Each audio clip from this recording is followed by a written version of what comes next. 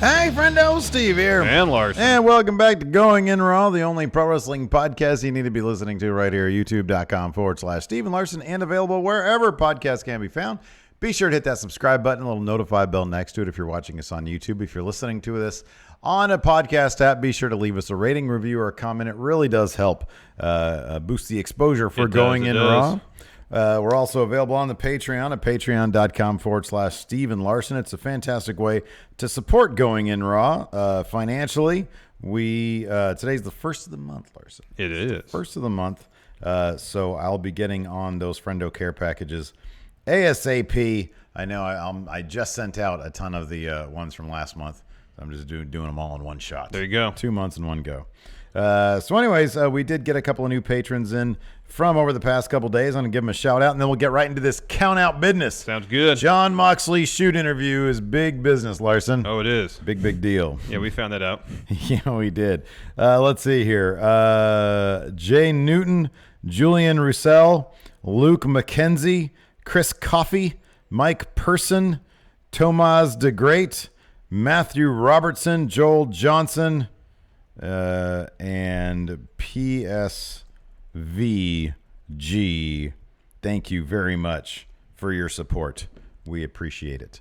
So, of course, like we just mentioned, the John Moxley interview on Talk is Jericho. Yeah. Holy crap, it's blown up. Most downloaded episode of Talk is Jericho Ever. I think I saw the number 600,000 downloads. Oh, wow. Floating around, but I don't even know how old that stat is. I mean, within 10 hours, this is the most listened to episode of Talk is Jericho ever. 10 Yeah. hours of its release. Yeah. And we're several hours past 10 hours at this point. We're quite a few hours. It might be past the that. most downloaded podcast ever now. It did. Our recap of it did better than our WrestleMania recap. It did. Confirm Moxley tops WrestleMania. Yeah, it did so well. I got a new hat from Monterey. That's not true, actually. About this a while ago, I was having You've had that hat for a while. Had a bad hair day, so I just put it on. So anyways, we figured, it's always exciting when somebody is able to expose the business of the WWE. And obviously, this is not the first time it's happened. It's happened quite a few other times. And generally speaking, whenever it happens, it just confirms everything that we hope is not the case. Yeah. But we kind of know in our hearts of heart all the is stuff, the case. all the stuff wrestlers like to condescendingly tell fans, "Oh, you don't know anything because you're not there." Yeah, well, the stuff that we hear is you don't have to be there. More or less confirms all of it. Exactly. It more or less does. So, anyways, we're going to talk about 10 of these times when the WWE was put on blast by a former talent. Now, that's not to say these are the only 10 times. Not the case. Yeah. So, I think Bret Hart has had plenty. Yeah. Of time. He's not even on this list. No, because his most recent bile was directed more towards Triple H. Yeah. He has several times, but they've more or less made up. Yeah. Bret and WWE. So, like his a lot of recent interviews, I think he was on Talk is Jericho or something like that, and he was like, "Yeah, everything's fine." Yeah, things are great. Things are so fine. that kind of it's all good. You kind of have to set the other stuff aside. With Bret, it depends on the day of the week. Yeah. Who and what he's going to be cool with or not cool. What side of the bed he got up on. Right. Whether his coffee was lukewarm or hot, seemingly. These are sort of the more prevalent ones, the more memorable ones. And we'll kick off some with interesting ones that I hadn't really heard of before. Yeah. This first one here, we'll get right into it. Number 10. Drew Galloway. So after his release, of course, known now as Drew McIntyre. And before this, he was also Drew McIntyre. WWE, he's one name. Yeah. Not in WWE. Another name. Yeah, it's actually his real name, is Andrew Galloway. Yeah. So June 12th, 2014, he was released by WWE. Correct. In WWE, he was Vince's chosen one. Mm-hmm. And he accomplished quite a bit during his first run. WWE, he's Intercontinental Champion, Tag Team Champion, member of a three-man band. That's the biggest one. But after his release, he showed up in ICW, kind of his home promotion, is what I gathered. Yeah. And dropped an incredible promo, the likes of which we never saw in WWE. I actually do remember. So I was never a fan of his in WWE because of exactly what he was sort of getting at here, that we never saw that side of Drew McIntyre. I always just sort of felt that he was, and I think he's even said after the fact that while he was there, he just felt apprehensive. I mean, he was very young at the time. Yeah. And, when you're new, you see, you're new to the job. You don't immediately sort of you don't go in there like you're the cock of the walk and start making demands. Right, Absolutely. exactly. And I think in the WWE, if you're not that pit bull that we've heard Vince McMahon likes, you might get lost in the shuffle. And even a guy like Drew, who's really good in the ring, has a great look. He seemed to get lost in the shuffle there. Hell of a talker, too. Oh, yeah, great talker. And I never knew that until I saw. I do remember actually watching this right after it happened because everybody's like, oh, my gosh, you have to see this. Yeah. And, man, this guy comes off like he has been released from decades of prison, you know? Pretty much, yes. He is. It's like the end of the Shawshank Redemption, pretty much. Yeah, it is. It really is. And so he shows up. He starts beating up a bunch of people. He starts kicking. I guess is Jack Jester the guy he kicks repeatedly throughout his promo. He was the guy. Yeah, he was the best friend guy he was talking about. Where Drew would talk and Jack Jester would stand up from time to time. He'd just kick him back down. Just stay down, please. Stay down. And while this particular promo doesn't have the bombshells of some things we'll get to later on, it was shocking to hear Drew talk like this. Yeah. And he did make the case quite strongly that when he's used correctly, he is the absolute best. Yeah, this was a very, very smart move on his part to sort of very subtly put WWE on blast, but at the same time remain professional enough, knowing full well that he was going to go out there and do everything he could to reprove his case and to give himself a second life in the WWE. I was about to say a rare second life in WWE, but so many people. It happens all the time. Going back years, it happens all the time. Mm-hmm. So, and obviously, if that was his goal, going out in the Indies, rebuilding himself as a wrestler, mission accomplished. Remember when WrestleMania weekend in Orlando, we went to the WCPW show. We had to leave before the main event, which he was in. Yeah. I remember I walked out because I had to use the restroom before you left because we had to go to the Internet Darlings panel, I believe.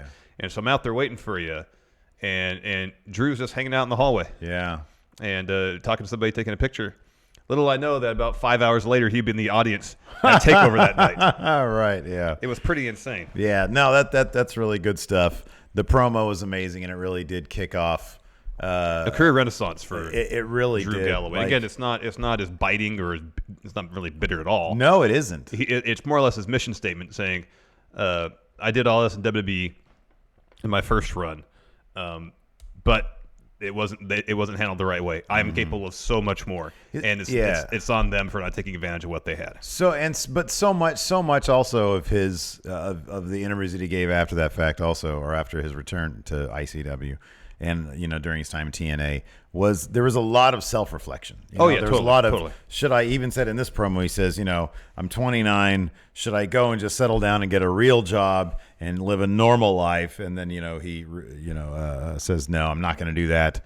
That's not who I am. I'm going to go show everybody who I am. And so there's a lot of self-reflection, even in his non-promos, just sort of interviews. Yeah. He says, I really had to look in the mirror a lot. But yeah, he does say creatively in this promo, he says, creatively, when I'm used right, I am the man. Yeah. It's obvious from the beginning, WWE did not use him correctly. Yep. Number 9. 9. Simon Grimm, also known as Simon Gotch. Yeah, I mean, he's spoken plenty about Enzo Amore, his issues with him. Yeah. I'm sure you've all seen that in recommended videos here on the YouTube. If you haven't seen it, you've at least seen it in your recommended. Yes, the thumbnail. But after his release, which seems for the most part fairly mutual, from WWE, he spoke at length in a WrestleList interview about some of his issues during his time in WWE. He was apparently quite miserable there. It seemed like from nearly the beginning, the Vaudevillains as an act, as a couple of characters, there was a disconnect in how NXT wanted to use them versus how they viewed themselves. And when you hear Simon talk about it, he has a fairly well thought out and somewhat complex idea of who these characters are, which can basically be summed up by saying they're so ridiculous they have to be baby faces, despite the fact they have villains in their name. Yeah. You have two guys who could be time travelers or just people who appreciate the old-timey way of doing things, but they're so ridiculous that the fans can't help but get on board. And he provides some evidence during the NXT days where they're having a match and they're getting cheers so they wrestle as baby faces. Come backstage and they're like, why? And then, whoever the producers, who they might be, I don't think he names them, say, well, why were you wrestling that match as a baby? You're supposed to be heels. And he pretty much says, Well, then tell us that. Mm-hmm, yeah. And there's some more instances, like on the main roster, where, gosh, what was that one story he told later on? Oh, they pitched this elongated plan where I remember hearing about this at the time. Pitched this lengthy, pretty complicated idea that would involve them getting in the program with the Wyatt family briefly with the tag champions, saying they've never beaten us. Mm-hmm. And so Daniel Bryan, who I'm guessing was the GM of SmackDown at the time, was saying, "Well, you've never wrestled them." This is exactly, they've never beat us. Mm-hmm. And they would get DQ'd for a match, and then get the rule book and say, "No, au contraire, this isn't the rules. We're fine." He said that they were going to gift Daniel Bryan like a meat basket, not knowing he was a vegan. It sounds like it could have been interesting, fun stuff. Yeah. And then they pitched this to the writer, and the writer says, "Oh, that's great. We'll try it out a main event." Yeah. No one watches main event. Yeah. No one watches. You don't pilot stuff on main event. And that was, you mentioned the word disconnect. That's a good one. He also uses the word quite a bit, continuity. Mm-hmm. And he says that's one of the main problems. This is something we've talked about quite extensively on the show. He says that when you have a lack of continuity, he brings up the example of Always Sunny in Philadelphia, how in the first season, 2 of the characters had a crack problem, and they still reference it every single season, at least once. And he says that doesn't exist in the WWE. Yeah. He says there's no continuity there. We've talked about that in terms of how there used to be some element of continuity between NXT and main roster, and that seems to have disappeared. Yes. And it's really frustrating as a fan, as a viewer of both, NXT and main roster. And he brings that up here, and those ideas, there's a disconnect between talent and writers. Talent and Vince, writers and Vince, probably writers and writers, and then the lack of continuity are, and like you said, none of it comes off as bitter at all. He seems like he's totally happy with how things are and his prospects and all that kind of stuff. He never comes off as bitter. He seems like just a highly intellectual guy who discusses this stuff from a reasoned point of view. Yeah. And he has a ton of interviews out there, including, of course, Simon Grimm Barry's Enzo Amore, which is a part of his RF video interview. One other thing he talked about in relation to pitching ideas is that an idea would be pitched to a writer, and it has to go through the process, which there's quite a bureaucracy involved. With, getting ideas up to Vince, and so he would talk about pitching an idea to the writers. It would have to go through the writers, get filtered through them before making its way to Vince, and so by the time Vince was done with it and got back down the talent, it was a completely different thing than what was initially pitched. Yeah. And he said, he used the phrase too many cooks in the kitchen, and that's kind of obviously one of the probably problems with WWE. Yes. All right, now let's move on to the people who might have a little bit of bitterness there, or at least a chip on the shoulder. Yeah. Number 8. Juice Robinson, there he is. Yeah, so following this picture right here kind of looks like if you kind of squint your eyes, it looks like he's only wearing the belt, no pants. U.S. belt, no pants. So following his U.S. championship win at the G1 Special at Cow Palace, he dropped a pretty huge moment for him. Yes, absolutely. He dropped a pretty scathing promo, talking trash, a little bit trash about NXT. As we had to say, quote, "Anybody who says titles don't matter in this business can burn in hell, all right?" Wow. Let's be honest. Titles matter, and the United States Championship matters. It matters. And you know what? Juice matters. All of a sudden, presto changeo, you leave effing NXT, the only place that's supposed to matter. Canyon Seaman told me, he looked at me, and he actually used my shoot name, Joe Robinson. He said, "Joe, go out and make yourself a star." It's taken me 3 years, but I'm landing on my feet. That's right. Fast forward 3 years. WWE, NXT, all that ish. Shit. Why am I not cussing? I can cuss. Say shit. There's no ads shit. in here. Everything that you guys constantly ask me about, that's in the rearview mirror now. And guess what? I ain't going back. I ain't ever going back. And it's okay because guys like Cody Rhodes, guys like Kenny Omega, Will Ospreay, the big stars, the big independent stars. Independent? No, you can take that and shove it up your ass. They're stars, baby. And I might not be a star yet, but I'm getting there. And titles do matter. Wow, hot fire from Juice Robinson. I'm never going back there. That's one of the reasons Kevin Owens says he's one of the best promos in the business right there. Mm-hmm. Yeah. No, that's good. It's always good to... I feel like he's talked more, too, about his CJ Parker character in NXT and how they didn't really do anything with him. He has, yeah. He did break Kevin Owens' nose in Kevin Owens' debut match in NXT, however. That's true, yeah. Well, I'm sure accidentally. Wrestling is a tough sport. No, yeah, he's very proud of the fact. I always looked at that particular one, and I always think about us getting laid off and finding a second life here. Yes. on our own with Going In Raw. And I always love that kind of stuff. It's like, no, man, I'm good. I'm proving everybody wrong, and I don't need to go back to that place, and I have no desire to go back. I'll never go back there again. Wow. Go ahead. So this is from, I don't know what this interview's from. Look like it's not on the internet anymore. But this is from the Ring Report. Apparently did an interview. He was talking about his C.J. Parker character and how he was typecast as a hippie because he had dreadlocks. On Talk is Jericho. Oh, on Talk is Jericho, yes. And according to this breakdown of it, he was told by officials to dance and sing to highlight his character. Man, nobody wants to see that. Nobody wants to see a guy singing and dancing. Are there any good singer-dancer guys in WWE? Honky Tonk Man moved his hips a little bit. Yeah, he couldn't really sing, though. I mean, Jeff Jarrett did songs. And again, couldn't really sing. No. Who else did singing? R-Truth. Yeah. He's like the one lone guy who I can actually watch sing and dance for like a while. Yeah. I don't know. So, yeah, but I wouldn't have wanted to see that from Juice. I don't want to see sing and dance from him. I don't know if he can sing or not. I know one thing he can do, and that's not go to WWE because he don't want to go there. He has no interest. He's clear about that. Yeah, he wants to stay in New Japan Pro Wrestling. And to his credit, he's accomplished a lot. Yeah. 4 years or so in New Japan. Yeah. More so than I could have ever imagined when he was C.J. Parker. He's not my favorite, but what do I care? Like he's a decent worker. Nobody he's a good cares promo. what I have to say. Yeah. He's developed into quite the good worker and a good promo. I'm not a huge fan of like his big top hat.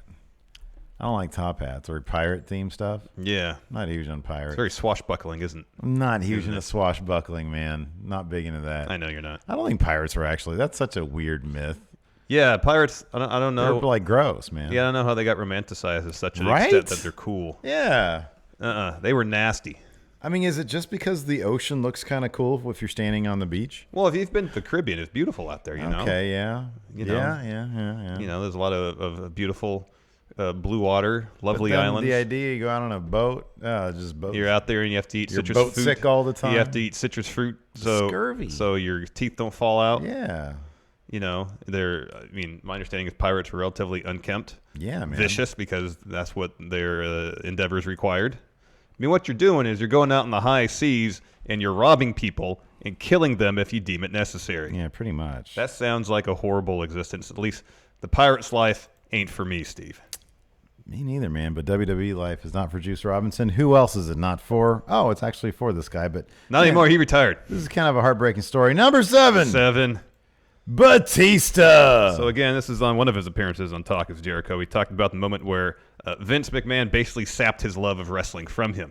Yeah, this was a big bummer. This was a total bummer. So it's a cage match on Raw on November 3rd, 2008. I actually found the match. Oh, cool. And so it's a cage match between himself and Chris Jericho for the World Heavyweight Championship. Batista walked in as champion. Okay. And being a cage match, and Batista being a storyteller, wanted to enhance the story being told. He wanted to get busted open. Yeah. It's a cage match. He's probably going to hit the cage. He wants blood. Makes sense. From his perspective, as a storyteller, he feels like it would enhance the story being told in the match. Therefore, despite the fact there's a no blood policy, he wanted to bleed. My appreciation for Batista increased a millionfold long after his run. Yeah. Because you take one look at the guy in the ring, and he's this big jack dude who had all sorts of charisma. But once you hear him talk about his love of performing and professional wrestling, storytelling, it's you can't help but absolutely fall in love with him. You know, like seriously, he's just the absolute. He just seems like a really thoughtful, a really thoughtful dude. So they have a banger of a match. They have a killer match. Yeah. And towards the end, he bleeds, knowing that it's against the rules. He fully expects to receive some sort of punishment. So I guess they get backstage. Vince is so mad that he doesn't want to talk about it now. Yeah. He says, next show or whatever, we'll discuss it. Yeah. And apparently Chris Jericho tries to call Vince in advance of this. Vince blows him off. Doesn't want to talk about it. So the next time they're all around, it's Batista, Jericho, Dean Malenko, who was the producer of the match, apparently, like, they didn't tell anybody there was going to be blood in this match. They just took it upon themselves to do it. And then the referee, Mike Chioda. Yeah. They're all sitting in this room. They describe it as a situation where the principal, Vince, is about to suspend these particular students. He also relates it to perhaps like a police interrogation. Yes, like the one-sided mirror behind them. They have like a mirror, or they have a monitor set up, and they do like a slow-mo recap. Like, and Batista's like, we all know what we did. And they spoke at like a secret camera angle. Yeah. There's like a weird, like, back of the arena camera. And he's like, nobody, that's never used. Yeah. They just have it in Jericho. So that's why you can never pick your nose when you're there, because you never know what cameras are running. Yeah. And Batista's like, I don't know where this camera came from. Yeah. And so they're doing like the slow-mo recap, like there's a Zapruder film or an alien. They relate it's like a UFO video. Yeah. And you know, so you can see Batista evidently cutting himself, and they're like, why are you doing it? Like, we know, we've copped to it, we understand, you don't have to do this. But Vince seems like a guy high on theatrics, and so he doles out the punishment. Batista was thinking it'd be upwards of like $25,000, and then Vince doles out $100,000 fine for Batista, $5,000 for Jericho, which he said he almost laughed at. And then $5,000 for Malenko and for Chioda. And then Jericho, he says, you know, man, I couldn't believe, but it was the sweetest thing. Batista paid for all those fines. He took the hit for all those fines. Yeah, because he said that, you know, producers like Malenko probably don't get paid a whole lot. Same with refs. That's a lot of money. I mean, $100,000 is a lot of money for Dave. I'm sure he was doing pretty well for himself. Nonetheless, he said that stung so much. He said it sapped my life. It sapped my spirit. It killed my love of wrestling. That's horrible. That's absolutely horrible. All that Dave was trying to do was enhance the story being told in the ring. And to be punished because of it. I understand. They don't want, they have this weird no blood policy. And here, look at the amount of blood. I pulled this match up. It's really not that bad. Look, that's hardly anything. I know, it's hardly anything. And I think Dave even said that he got busted open the hard way during the match too. Oh, no kidding. Like he you know, he juiced, but then he also got busted open hard way. Yeah. So, and it's funny because obviously, like, after this, so this was on Talk is Jericho, either 2014 or 2017, I don't know. But obviously after this, you know, he came back. He was just back for this past year's WrestleMania. Yeah, for his last match. He because of his Hollywood fame now, he can write his own ticket. He can do what he wants. And if WWE, I mean, he said he's retired now and that's it. But he really seemed to get a big kick out of this last little short run of his for Mania with Triple H, something he always wanted to do. And so he doesn't need to have a great relationship with Vince McMahon to fulfill one of his dreams. But I'm sure maybe he came back around to being, you know, cool with Vince and whatever. Oh yeah, he must have, because he came back. Again, there's no bitterness there. It was just a really bummer story where he's like, yeah, Vince like totally just killed my spirit, you know. That's a bummer. Seems to do that to quite a few people. Yeah. Sounds like a real lovely guy to work for. And fans. Yeah. Let's move on. This one's great. Oh, wow. Number 6. 6. Oh, Scott Steiner, you fat bastard. So this was at StarCast last year. He gave this interview, right? Yes, it was. Simon Miller was going around interviewing people for What Culture, and he ran into Scott Steiner. Now, before we heard about this interview, we'd seen Scott roaming around StarCast, and he was very soft-spoken. Oh, yeah. Everybody who came up to us and said they had a meet and greet with him. Said he was super sweet. Nice. Like a really sweet old man. You get that camera rolling, and you say the words, the letters WWE. Yeah, the Freakzilla comes out. Oh, my goodness. He used the word that you're not supposed to use. I know it's a bit more prolific in the UK, but over here in America, it's a bad word. Yeah, we don't say that. So I'm not going to say that word. I'll say all the other words. I'm going to replace that C word with a C word that I really like, cake. Cake's delicious. Okay, but y'all know when I say cake, you know that I mean the bad C word when it refers to like women especially. He was asked about WWE. Simon Miller, for whatever reason, asked him about WWE. Probably the smart lad he is, knew he was going to get a juicy answer. He was going to get some quality content. So here it goes. He said this: "It just goes to show you that nobody wants to watch that bullshit WWE puts out right now. That product is fucking horrible. The 2 times I was up there, I thought about quitting. Yeah, fucking weirdos, man. The bullshit you have to deal with now. Now it's worse because you got one of the biggest cakes running it, you know? Stephanie, man, what the fuck does she know about wrestling? And then Triple H, who are you fucking kidding me? I feel bad for the wrestlers, you know?" Wow. Man, he called her a cake. Wow. Holy moly. Wow. This isn't the first time that Steiner's been He literally had like a free to felt comfortable to speak his mind about any number of matters. Didn't he have like a band from the building picture? Because he threatened to kill Hulk Hogan, I believe. I think he did, man. What are you doing? I get the feeling with Scott Steiner. It's probably what he says is probably from the heart, but. I don't think he's the kind of like he runs a Shoney's. Yeah, he's not a dumb man. He wrestled Joey Ryan and it looked like he had a great time too. He was selling the dick stuff and everything. Yeah. Like I think he does that knowing full well that he doesn't care about the WWE. Yeah. It's always entertaining to hear him run his mouth about them. He probably does feel that way about them. Yeah, but I don't think that he's actually that psychopathic. No. No, I think he just, when given the opportunity, he knows that that's his thing. He'll run him down. But then, then he'll be like, come over to your table and be like, how were your pancakes, you fat bastard? They were pretty good, Scott Steiner. You want to go see my trophies and my titles? Well, that sounds delightful, Scott. Come with me. Then we'll take a picture. Oh, that's very nice of you. Thanks, Scott. Oh, man. Speaking about a guy who likes to eat stuff, number 5. RYBACK. He likes to eat more. More El Pollo Loco. That's right. He has been more than comfortable speaking ill of WWE. Here's just one instance. This is from an interview with Sports Illustrated. Good. I mean, he talks a lot of trash, but this is kind of the more prominent thing. Quote, the WWE is not just run by Vince McMahon anymore. They are a publicly traded company and have shareholders. The company's goal is to make as much money as humanly possible. I've said from day one, they're doing a phenomenal job of building up the WWE brand, but they're very stubborn and hard-headed. If you're not in the little inner circle of guys, it doesn't matter what you go out there and do.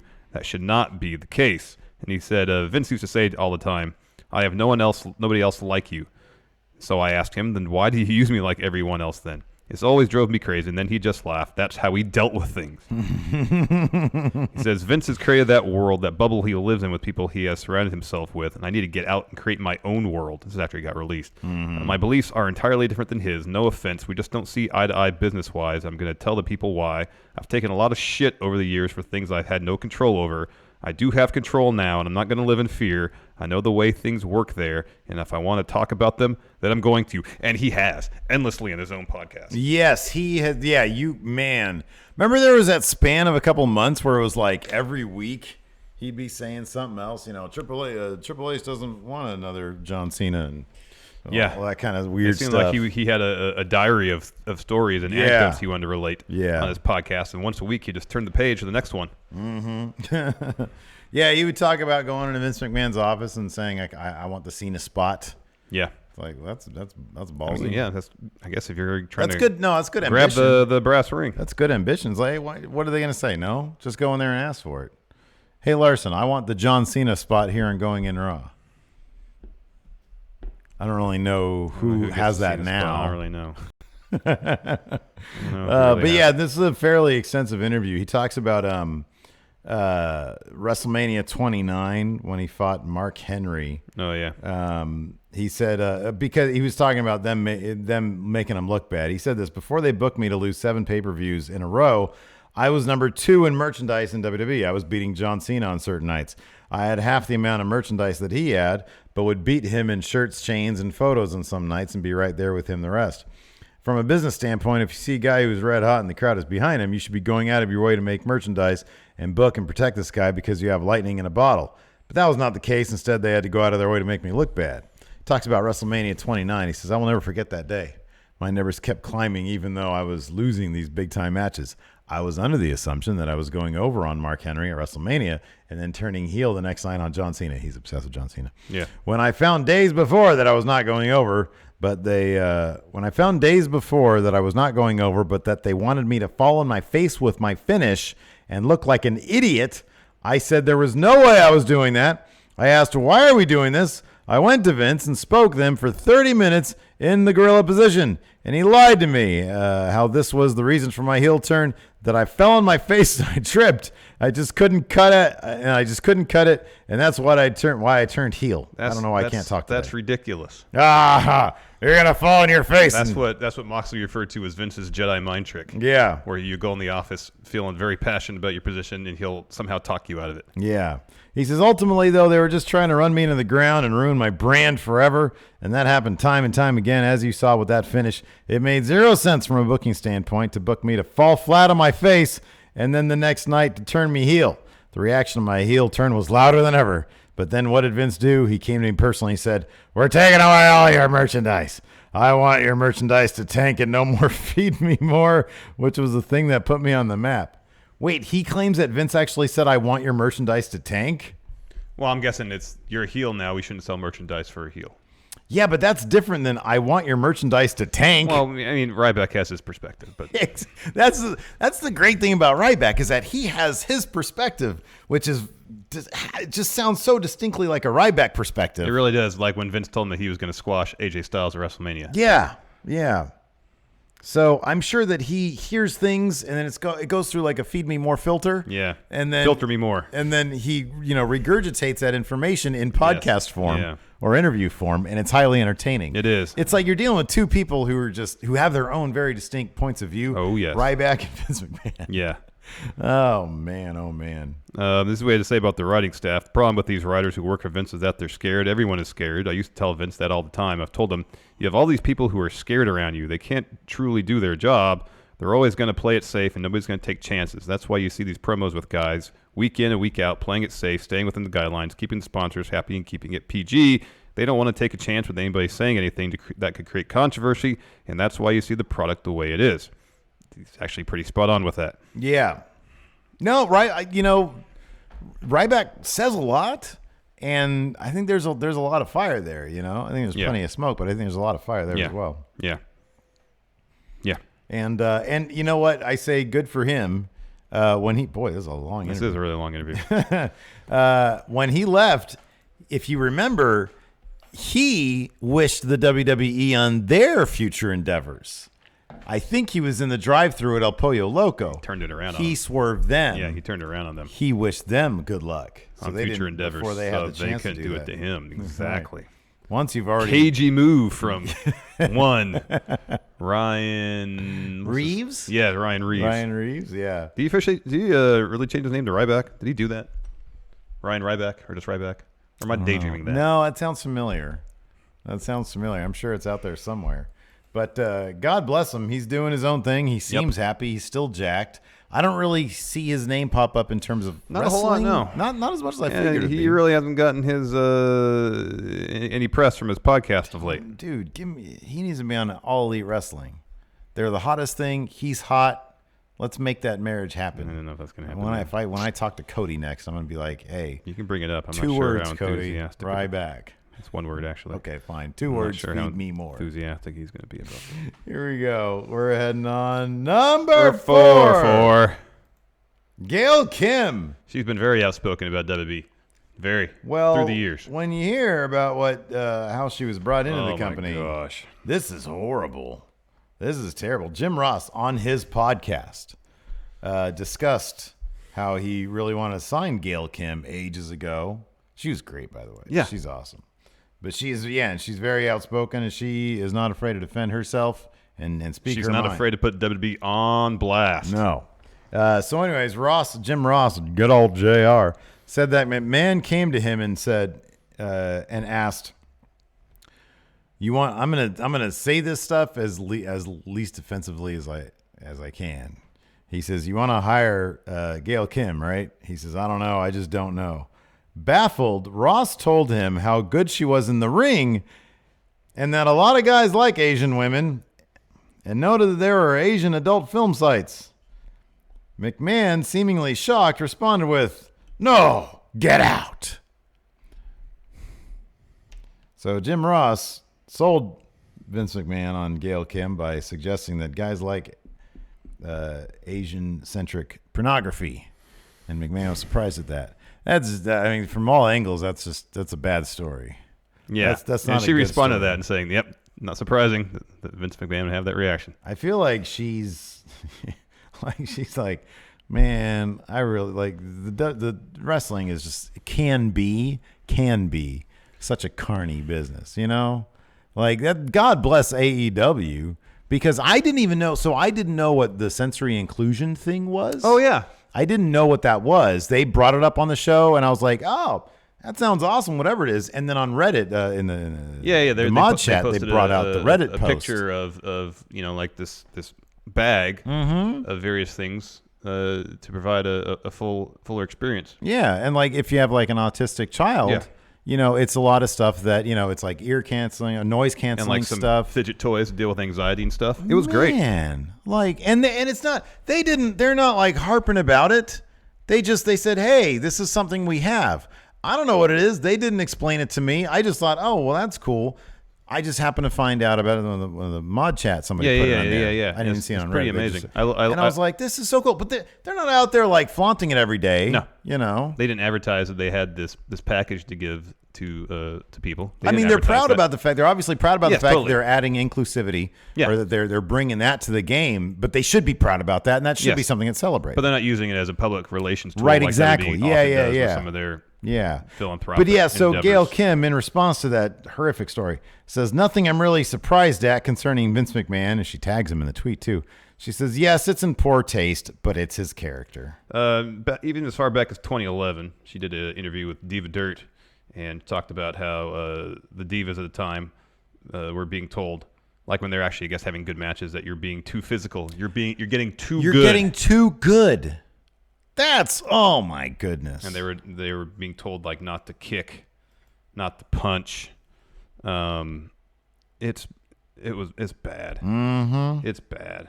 But yeah, part of this is that the transcript on the Jim Ross thing, I think it is, says the running joke is that Vince is always at least 5 years behind the current pop culture. Well, every indication is that he does live in a bubble. Yeah. Like, he basically has no idea what's going on outside the world of WWE. Yeah. None. Yep. Yeah. So yeah. Anyways, moving on. Number 3. Cody Rhodes.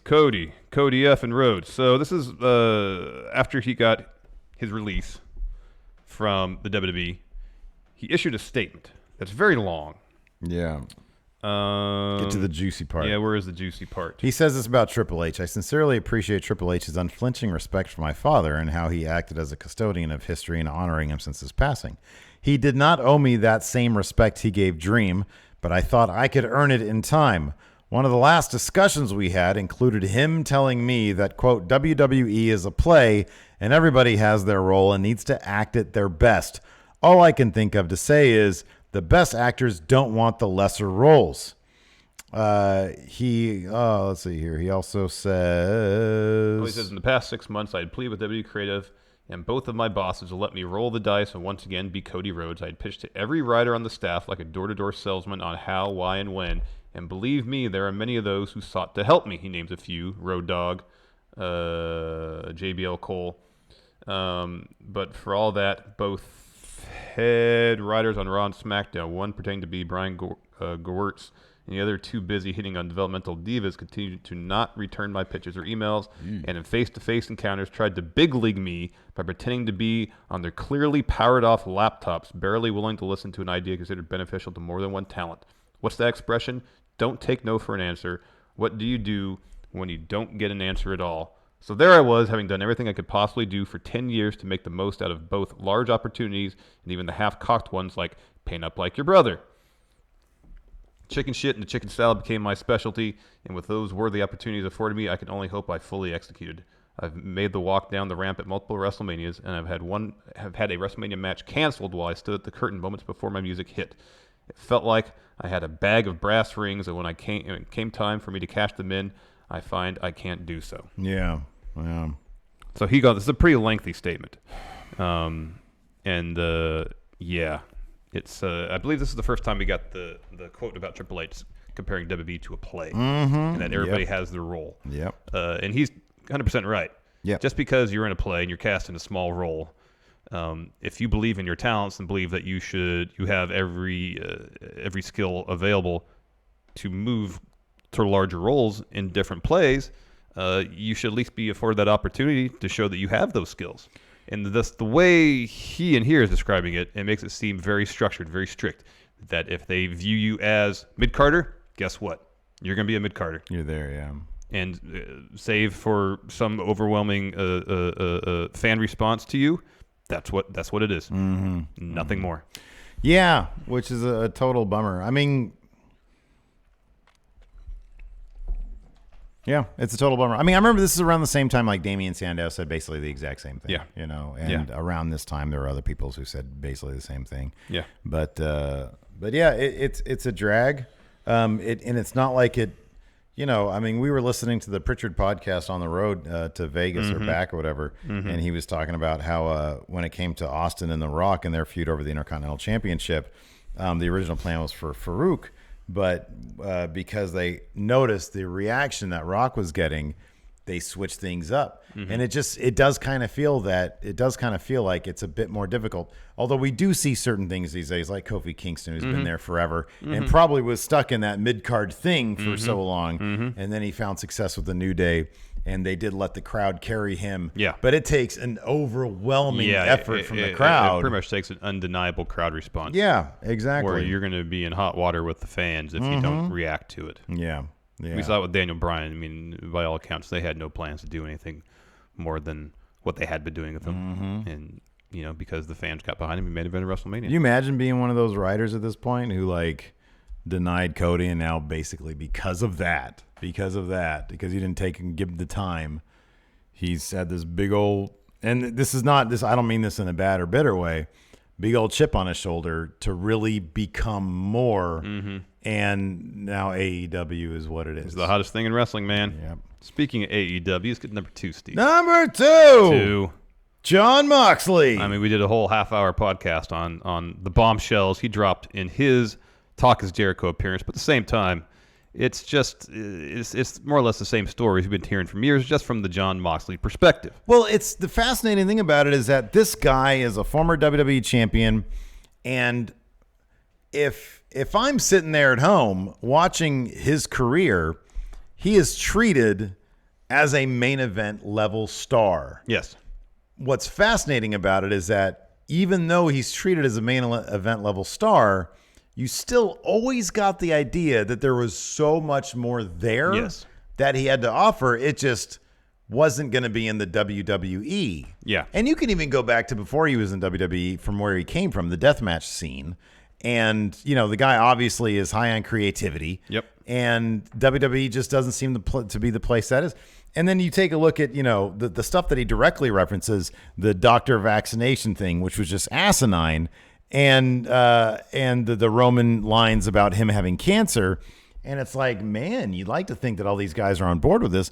But no, when he's getting notes back, according to him, from Vince McMahon saying, Dean needs to know why he's insulting the audience. Dean needs to stop rewriting his promos. He needs to read them verbatim. That's soul-sucking. It really is. And when Vince McMahon comes to you as a talent and tells you who you are, oh, that's horrible. That's insulting. It's who you are. That's why the fans love you. Yeah. It's insulting. Yeah, it is. And if what we've been hearing is true, that morale backstage is horrible, that a lot of talents feel the same way that Moxley did while in WWE, it's going to be interesting in the next couple of years to see, especially if AEW really succeeds, how WWE fares. Are they going to change their approach? Are they going to change their approach to creative, how they handle talent, if they get talent more involved in their creative? Yeah. You know, to a certain extent, I understand, going back to what RYBACK said, WWE is a publicly traded company.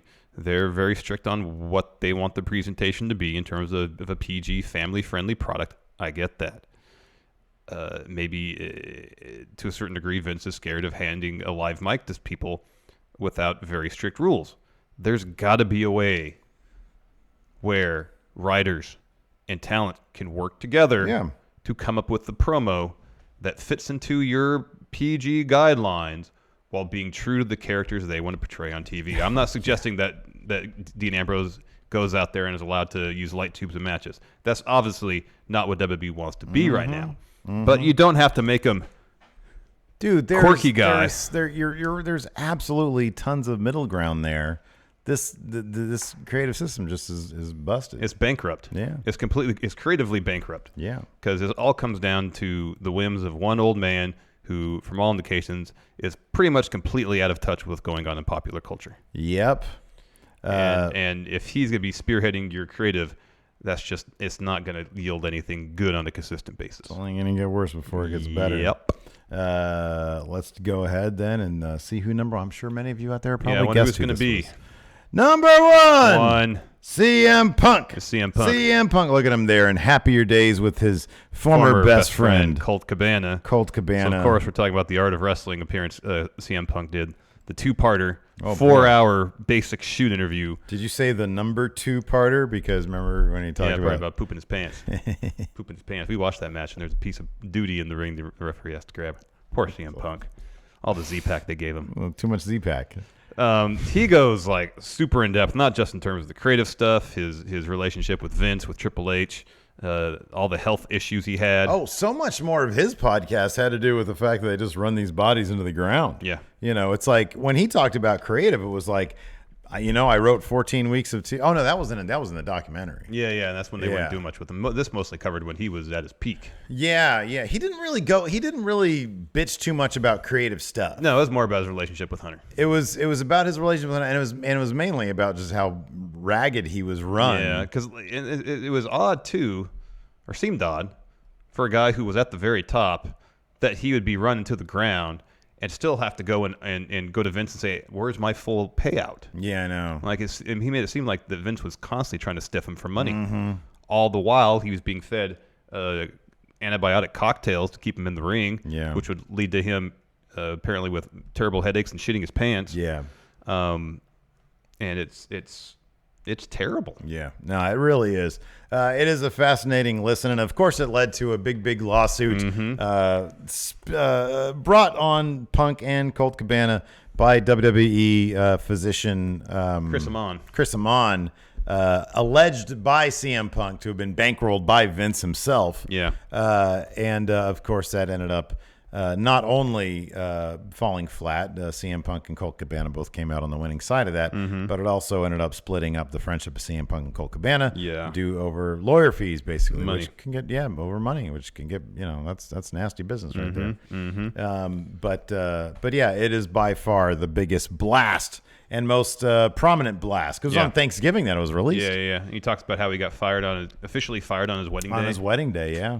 Yeah, he found out on his wedding day. He thought he was going back. That's the crazy thing about that whole thing. He thought he was going back. He walked out on the Raw after the Rumble because he was concussed. And he thought, it's sort of like a Sasha Banks situation where she was fed up. She wanted some time away.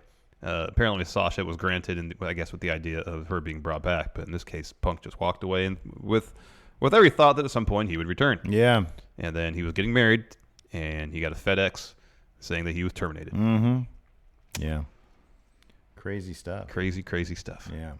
So anyways, that's it. If you guys have any suggestions or stories about other wrestlers putting WWE on blast, absolutely let us know. Let us know in the comments or on Twitter at RealGoingInRaw. We're also on the Patreon, patreon.com/Steven Larson. Thanks so much for watching. Until next time, we'll talk to you later. Goodbye. Be a part of Going In Raw today at patreon.com/Steven Larson. Starting at $1 a month, you can enjoy Going In Raw ad-free, gain access to the daily 30-minute Going In Raw post show, exclusive merchandise, and so much more. Support Going In Raw today. Click the link in the description.